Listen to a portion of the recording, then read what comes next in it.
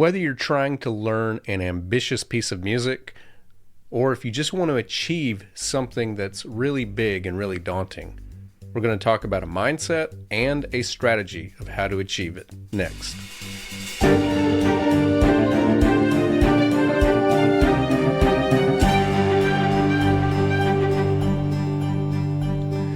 Hello and welcome to the Musician Toolkit, episode number 61. My name is David Lane and it is great to be with you once again.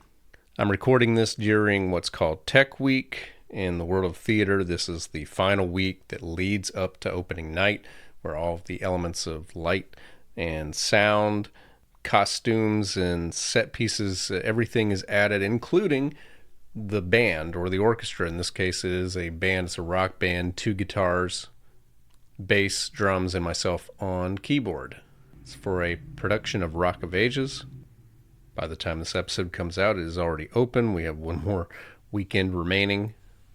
In between that and a recording project and just so many other things going on, it's actually, it's the beginning of tax season and just had to start with a new accountant this week. So many things going on. This is a week definitely for me to just get out a short episode. And so I wanted today to share a mindset tip that I've used in a lot of situations, and it's very flexible. So I teach in 2 different locations for in-person lessons. And the one that I've taught at for many years in Winston-Salem is in a downstairs area below the retail of a music store. I'd call it a basement, but when you think of a basement, you probably think of something smaller than this. This is a fairly large area where, a dozen or more teachers are teaching lessons, and I have a studio down there.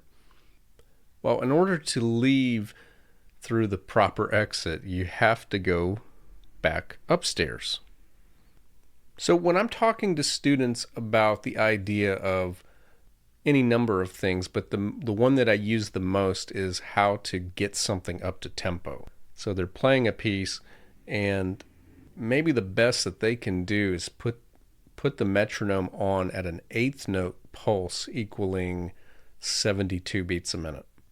But ultimately they want to get to where the quarter note is 108 beats per minute.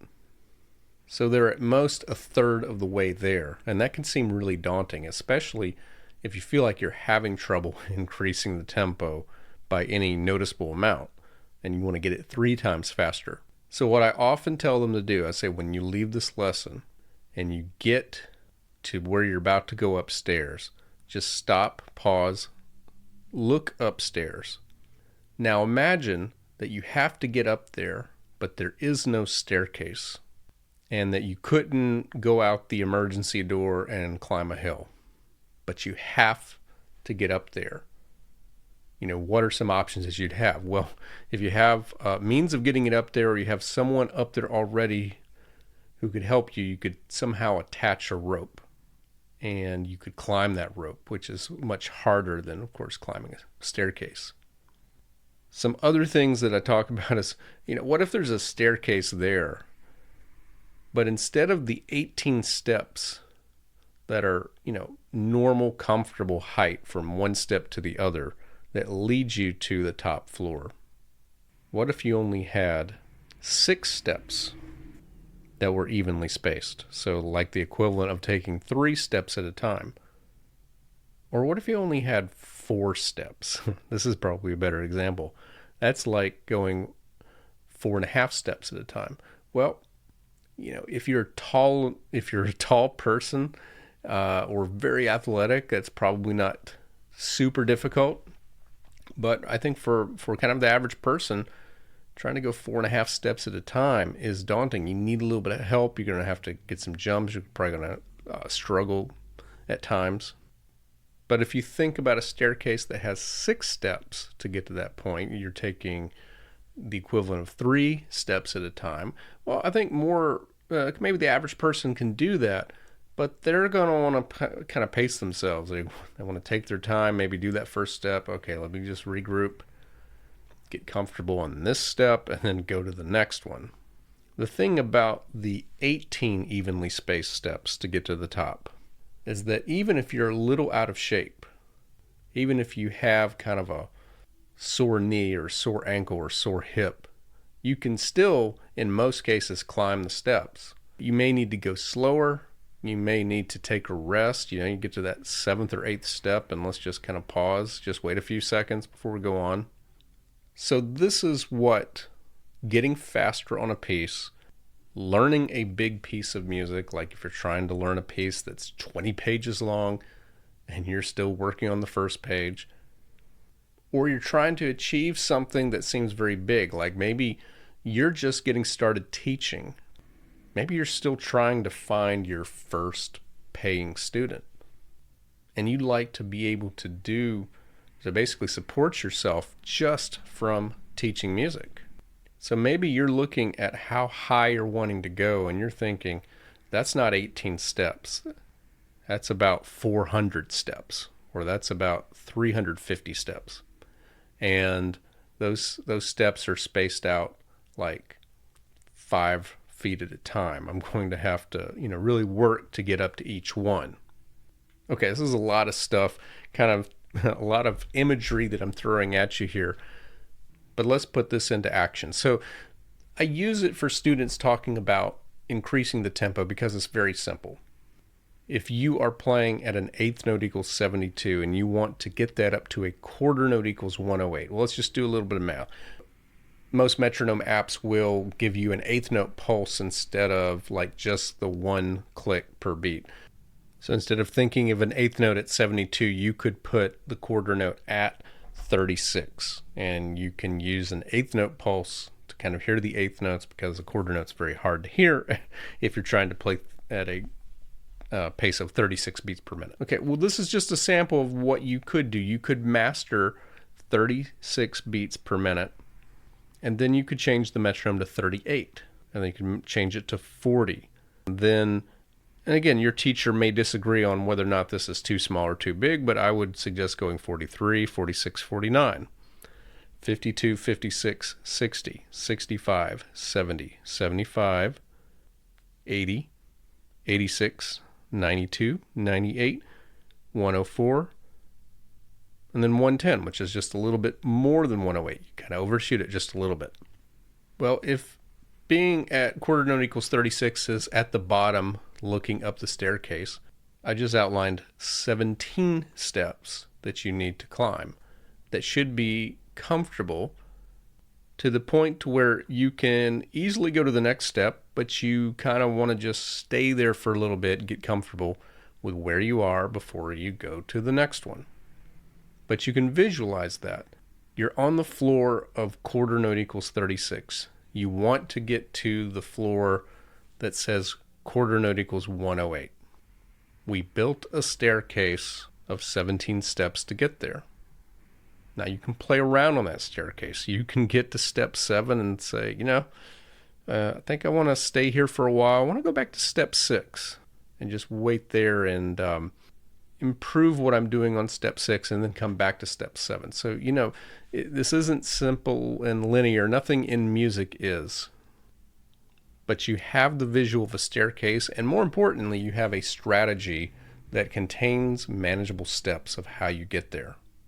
So if you want to support yourself to make enough income from teaching privately, but you don't even have a student, well, you have a rather big staircase to build. But if you build the staircase big enough and figure out how many steps you need to take and what size steps those are and how long it takes to get from one step to the next, you can achieve your goal. Now, if it's a longer staircase, it might take more time. This is a short podcast episode, so I'm not going to build this particular staircase completely, but I'll give you an idea of what some of the steps might be. The first thing that you have to probably figure out is, where would you teach?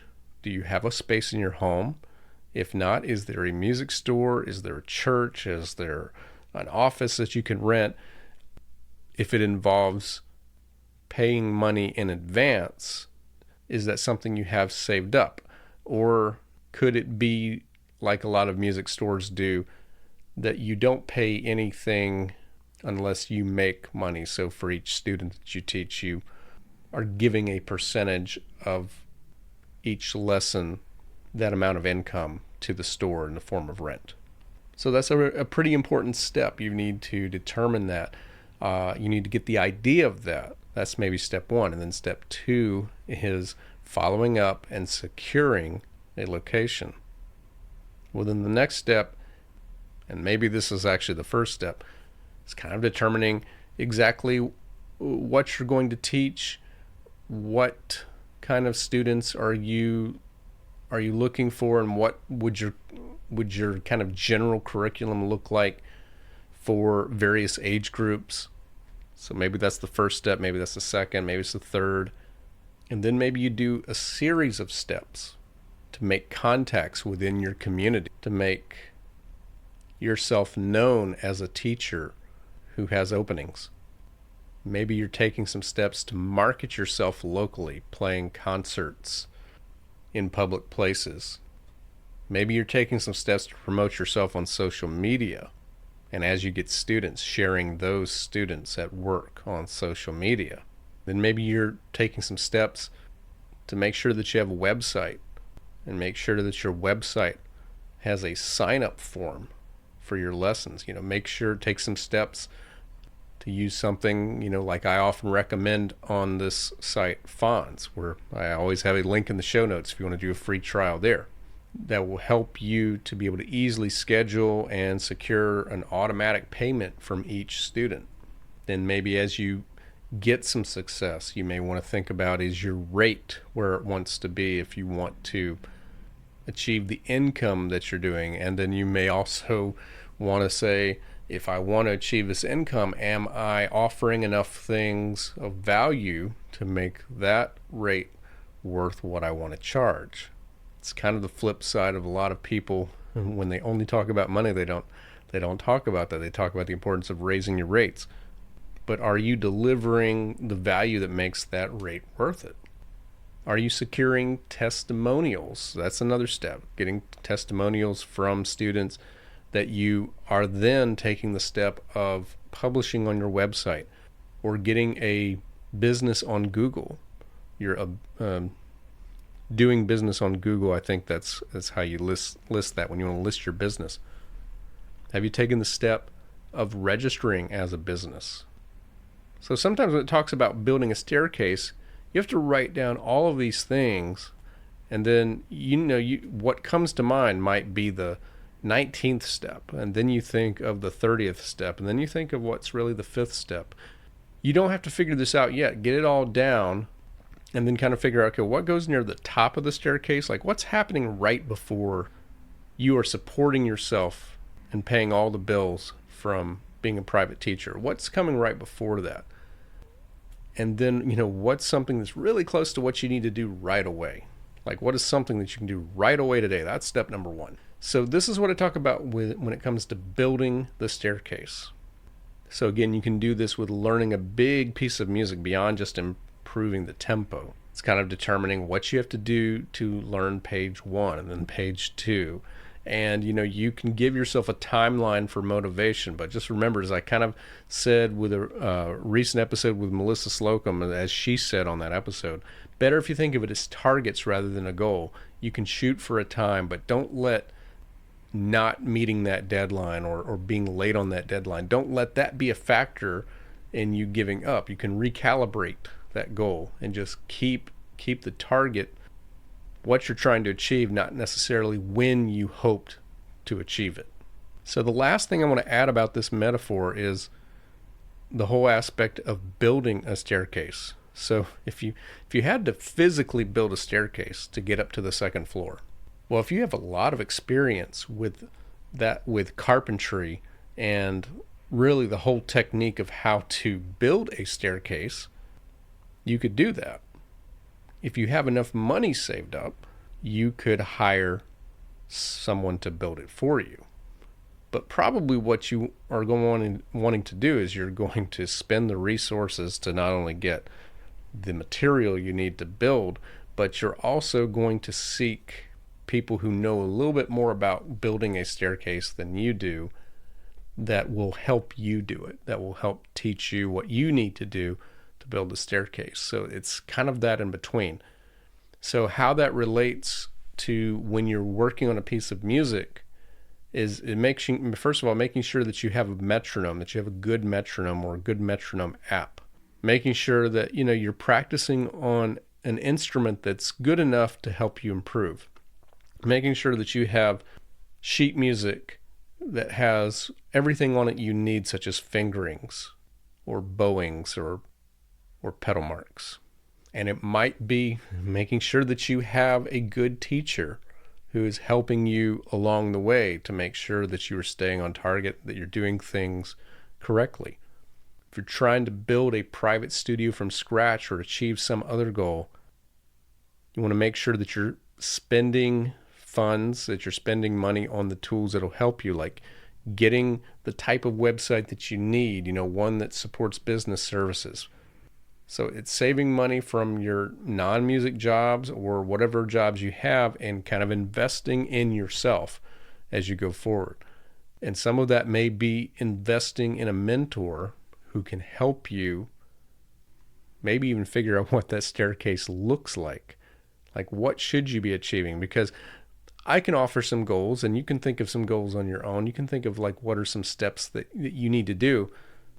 But there are people out there that can help you with that. There are people who are experts on Facebook ads. There are people who are experts on social media content. There are people who are experts on building a website that generates revenue. And you can listen all about that one on episode 40. It's the episode that's called Designing a Website That Works with Taylor Rossi. I'll link to that episode as well. So for doing all of this, it helps to take a document, take a journal, start a documents file online, use your notes app, but write down your ideas. They don't have to be the right steps in the right orders. Just get those ideas out. Then put those in the right order, and then seek a mentor to see what you're missing. And also maybe get a mentor to help you along the way as you're building. And then you need to have patience because some of these steps are steep. Some of them you're going to have to kind of get used to just being on this new height, but keep looking up at the next step and just keep remembering you have to get to that next step. And some of these staircases are easier to climb than others. But the metaphor of a staircase will serve you well no matter what you are trying to achieve in a piece of music, as a musician, as someone who wants to be a professional and wants to improve your business. Build the staircase and then climb the staircase. If you have any additional thoughts on this episode, I would love it if you would share it with me. You can do that with your voice at speakpipe.com/musiciantoolkit, or you can send me a message at davidlanemusic.com. Go ahead and visit davidlanemusic.com/toolkit to check out all of the episodes of the podcast. If you got value out of today's episode, please share it with at least one other person. That helps us grow more than anything else. And that's going to wrap it up for today. I have a very good episode next week. We're going to have a guest again on a topic that I've been wanting to cover for a while, so it's a little bit of a teaser. That'll be out next Monday. So I'll be back then. And until then, thank you so much for listening.